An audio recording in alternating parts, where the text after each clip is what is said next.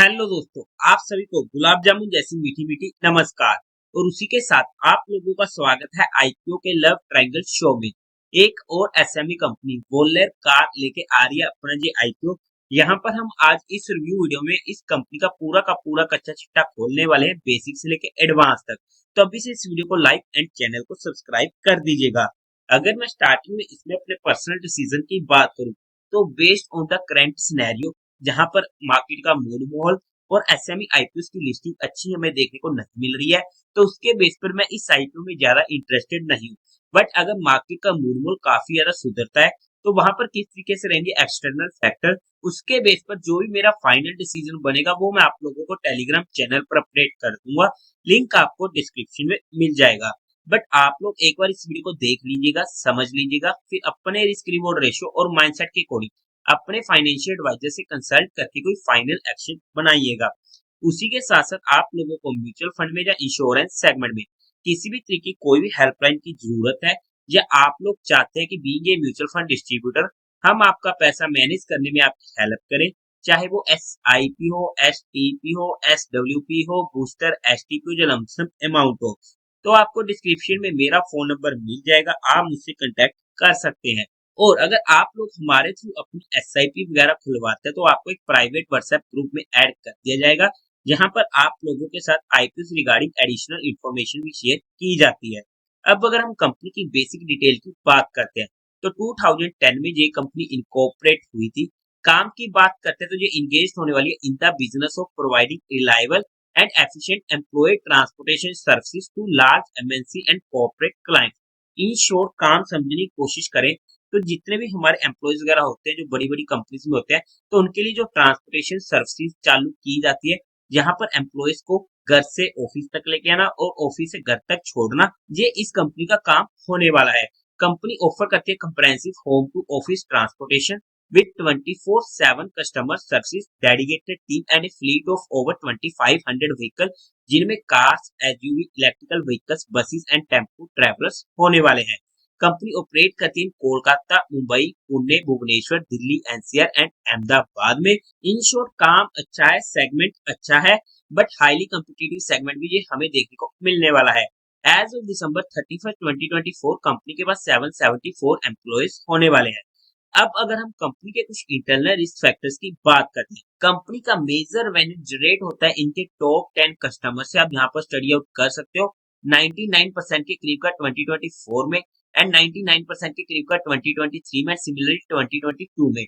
और ऐसे में कोई भी इनका मेजर क्लाइंट इनसे नाराज होता है, किसी भी तरीके की तू तू मैं होती है, तो उसका इम्पैक्ट हमें कंपनी के ऊपर देखने को मिल सकता है। कंपनी डायरेक्टर एंड प्रमोटर के ऊपर हमें कुछ सर्टेन लिटिगेशन वगैरह देखने को मिली है, जो आप यहाँ पर स्टडी आउट कर सकते हैं। कंपनी का मेजर रेवेन्यू जनरेट होता है कोलकाता से 85% के करीब का 2024 में, 80% के करीब का 2023 में एंड 58% के करीब का 2022 में।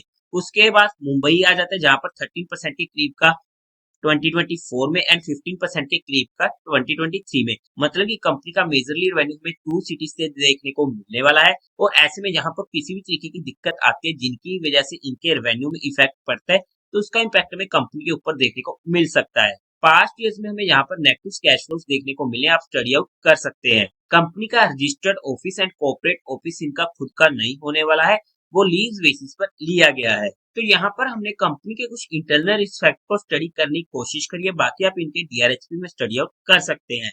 अब अगर हम कंपनी के टेंटेटिव टाइम टेबल की बात करते हैं तो ये आईपीओ ओपन होगा 12 फेब को, क्लोज होगा 14 फेब को, अलॉटमेंट 17 फेब को, रिफंड मिलने जो आपके अकाउंट में क्रेडिट हो जाएंगे शेयर इफ अलॉटेड 18 फेब को, टेंटेटिव लिस्टिंग डेट 19 फेब की, face value 10 rupees per share की, प्राइस बैंड की बात करते हैं 85 से 90 रुपीज पर शेयर का, 1600 शेयर्स का एक लॉट होने वाला है।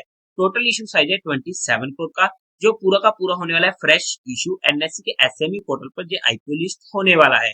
कोटा की बात करते हैं तो क्वालिफाइड का 50% का, रिटेल में 35 का, एचएनई में 15% का।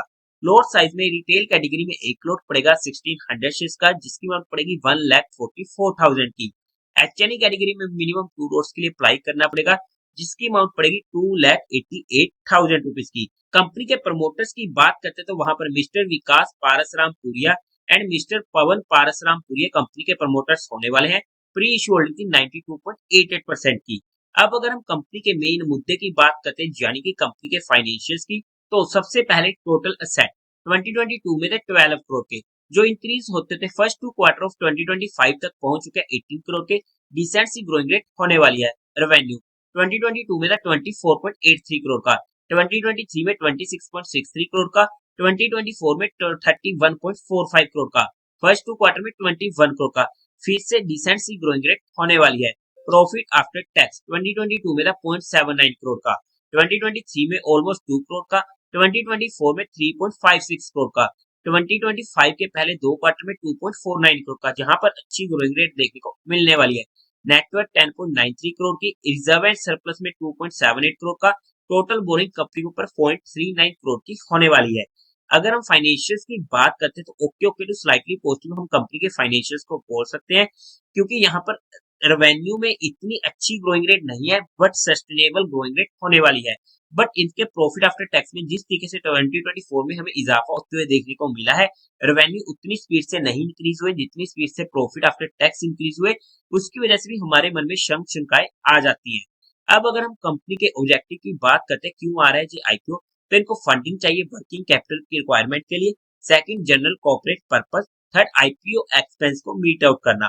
फंडामेंटली बेसिस पर बात करते हैं तो वहां पर मार्केट कैपिटलाइजेशन है 100.29 करोड़ की, रिटर्न ऑन इक्विटी 249% का जबरदस्त, रिटर्न ऑन कैपिटल एम्प्लॉयमेंट 123% का जबरदस्त, डेट टू इक्विटी रेशियो 0.37 का कंफर्टेबल है, रिटर्न ऑन नेटवर्थ 110% का कंफर्टेबल है, प्रॉफिट आफ्टर टैक्स मार्जिन 11% का अच्छा है, प्राइस टू बुक वैल्यू 22 की, ईपीएस प्री आईपीओ 4.38 की, पोस्ट आईपीओ 4.46 की, काफी ज्यादा कम है। पी प्री आईपीओ 20 की, पोस्ट आईपीओ भी 20 की। फंडामेंटली बेसिस पर बात करते तो अच्छे फंडामेंटल हमें यहाँ पर देखने को मिलने वाले हैं। अब अगर हम कंपनी के पीयर टू पीयर कंपटीटर्स की बात करते हैं तो वहां पर वाइज ट्रैवल इंडिया 14 का पी, श्री ओएसएफ ई मोबिलिटी 16 का पी। अगर हम पीएस के अकॉर्डिंग देखते हैं तो ये आईपीओ हमें महंगा आते हुए देखने को मिलने वाला है। अगर हम इसके जीएमपी की बात करते हैं तो आज के टाइम पर 12% का देखने को मिलने वाला है। अब अगर हम वैल्यूएशन वाइज बात करते हैं based on it's recent earning यानी कि 2024 के डाटा के अकॉर्डिंग ये आईपीओ हमें महंगा आते हुए देखने को मिलने वाला है। बट हमने यहाँ पर कंपनी को सिर्फ education and learning perspective study किया है, किसी भी तरीके कोई भी इन्वेस्टमेंट या एडवाइस नहीं है। फिर भी आप लोगों को कोई भी काम करना हो, कोई भी एक्शन लेना हो, तो एक बार अपने फाइनेंशियल एडवाइजर से कंसल्ट करके कीजिएगा। तो देवी और सज्जनों, उम्मीद है आप लोगों को ये वीडियो अच्छी लगी होगी, तो इस वीडियो को लाइक कीजिएगा, शेयर कीजिएगा और साथ ही साथ चैनल को सब्सक्राइब करें। हर हर महादेव।